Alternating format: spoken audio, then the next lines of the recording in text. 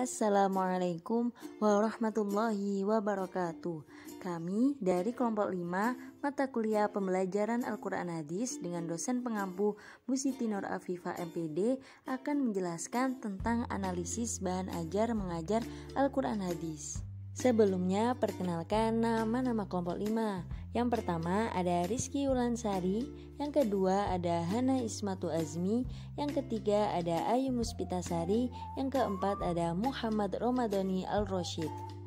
Analisis menurut Yogianto dapat didefinisikan sebagai penguraian dari suatu sistem informasi yang utuh ke dalam bagian-bagian komponennya dengan maksud untuk mengidentifikasi dan mengevaluasi permasalahan, kesempatan, hambatan yang terjadi dan kebutuhan yang diharapkan sehingga dapat diusulkan perbaikannya. Andi Prastowo mengungkapkan bahwa bahan ajar adalah bahan-bahan atau materi pelajaran yang disusun secara sistematis yang digunakan guru dan peserta didik dalam proses pembelajaran.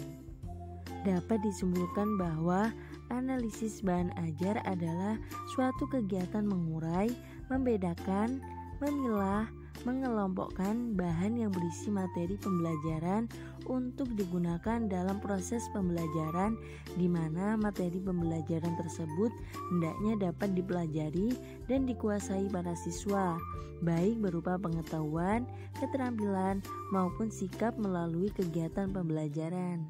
Jenis-jenis bahan ajar menurut Amri dan Ahmadi. Yang pertama ada bahan ajar pandang atau visual, yakni sejumlah bahan yang disiapkan dalam kertas yang berfungsi untuk keperluan pembelajaran atau penyampaian informasi. Bahan ajar pandang atau visual terdiri atas bahan cetak seperti handout, buku, modul, lembar kerja siswa, brosur, leaflet, wallcard, foto atau gambar dan bahan non-cetak seperti model atau maket. Kemudian yang kedua ada bahan ajar dengar atau audio, yakni semua sistem yang menggunakan sinyal radio secara langsung yang dapat dimainkan atau didengar oleh seseorang atau sekelompok orang. Contohnya seperti kaset, radio, piringan hitam, dan compact disc audio. Kemudian yang ketiga ada bahan ajar pandang dengar atau audio visual, yakni segala sesuatu yang memungkinkan sinyal audio dapat dikombinasikan dengan gambar bergerak secara sekuensial. Contohnya video, compact disc, and film.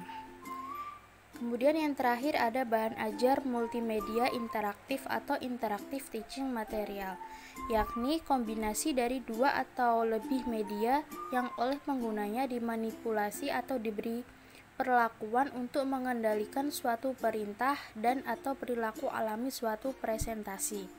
Contohnya compact disc interaktif dan bahan ajar berbasis web atau web basis learning material. Dari beberapa jenis bahan ajar di atas, pada intinya guru harus dapat memilih bahan ajar yang tepat untuk kegiatan pembelajaran dengan menyesuaikan kebutuhan yang dibutuhkan serta keahlian dalam membuat bahan ajar tersebut. Analisis materi. Adapun poin-poin penting yang harus diperhatikan dalam menganalisis materi, di antaranya yang pertama, analisis kesesuaian kompetensi inti dengan materi.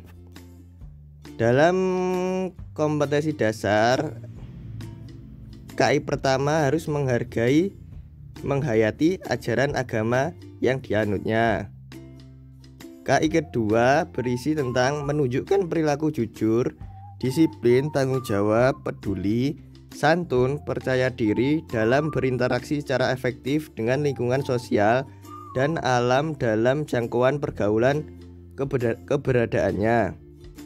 KI 3 yang berisi yakni memahami pengetahuan secara faktual, konseptual, dan prosedural berdasarkan rasa ingin tahunya tentang ilmu pengetahuan, teknologi, seni, budaya terkait fenomena dan kejadian yang tampak mata.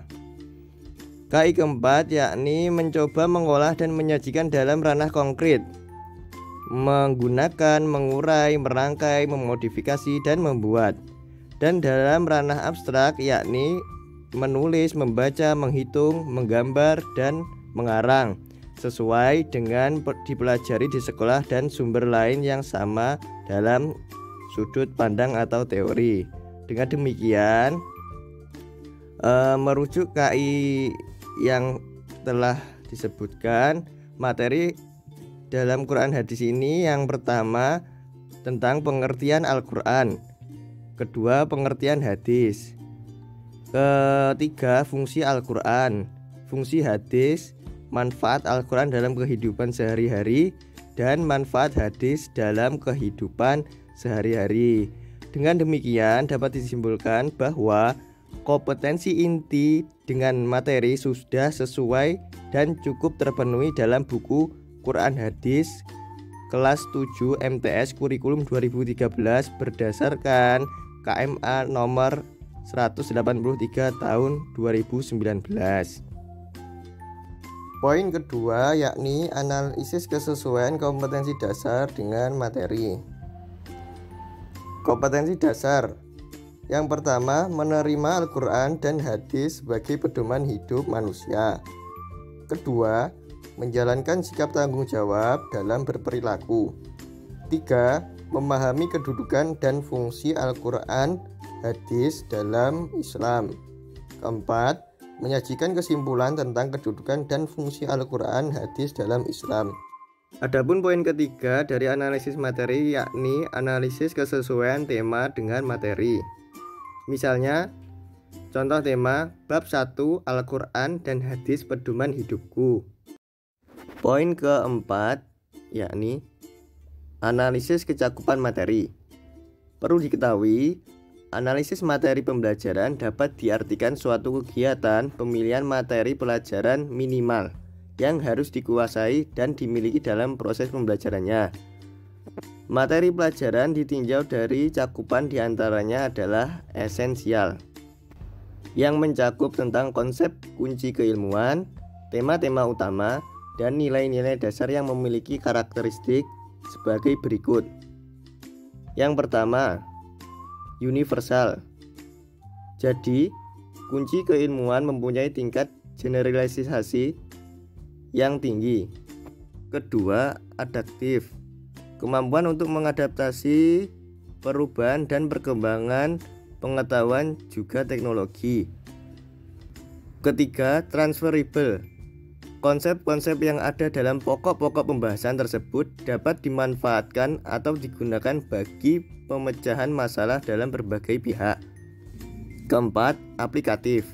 Kemampuan untuk mengaplikasikan secara luas dalam berbagai bidang keilmuan dan teknologi. Dan kelima, meaningful, yang bermakna dan bermanfaat untuk diketahui dan dikuasai oleh peserta didik. Dari paparan di atas mengenai cakupan esensial keilmuan dapat disimpulkan bahwa analisis buku Al-Quran Hadis kelas 7 MTS Kurikulum 2013 pada aspek kecukupan materi sudah sesuai dan cukup terpenuhi sebagai berikut. Bab 1 Al-Quran dan hadis pedoman hidupku sudah memenuhi, sudah sesuai dan sudah terpenuhi. Selanjutnya adalah analisis penilaian autentik yang ada pada buku siswa. Penilaian autentik adalah istilah yang diciptakan untuk menjelaskan berbagai alternatif yang memungkinkan peserta didik dapat membuktikan kemampuannya dalam hal mengerjakan tugas atau menyelesaikan masalah. Dalam penelitian ini memerlukan keterlibatan peserta didik agar mereka dapat melakukan kegiatan belajar dengan baik. Analisis penilaian autentik dari buku siswa Al-Quran Hadis kelas 7 bab 1 dengan tema Al-Quran dan Hadis pedoman hidupku dalam hal penilaian skala SCAP dan kognitif sama-sama sudah sesuai dan terpenuhi. Selanjutnya ada analisis metode. Metode adalah cara untuk menempuh suatu tujuan. Dalam hal ini metode yang digunakan dalam buku siswa Al-Quran Hadis kelas 7 pada bab 1 dengan tema Al-Quran dan Hadis Pedoman Hidupku menggunakan metode diskusi, ceramah, dan tanya jawab. Pada metode tanya jawab menggunakan 2 tugas, yaitu tugas tulis dan tugas lisan. Tugas tulisnya adalah menjawab uji kompetensi yang ada setelah rangkuman, seperti menjawab uraian. Kedua, ada tugas lisan, yaitu menghafal ayat Al-Quran yang berhubungan dengan tema. Kemudian analisis bahasa. Analisis bahasa pada buku siswa Al-Quran Hadis kelas 7 bab 1 dengan tema Al-Quran dan Hadis Pedoman Hidupku menggunakan bahasa yang mudah dipahami oleh peserta didik, khususnya seusia kelas 7, dan bahasanya pun yang digunakan tidak berbelit-belit. Kemudian ada analisis tulisan. Analisis tulisan pada buku siswa Al-Quran Hadis kelas 7 sudah memenuhi kriteria penulisan buku bahan ajar yang baik dan efektif. Kemudian ada analisis kesesuaian materi ajar dengan Al-Quran dan Hadis. Pada buku siswa ini, untuk kesesuaian materi sudah sangat baik, dan penulis juga memasukkan beberapa dalil dan hadis sebagai penguat materi.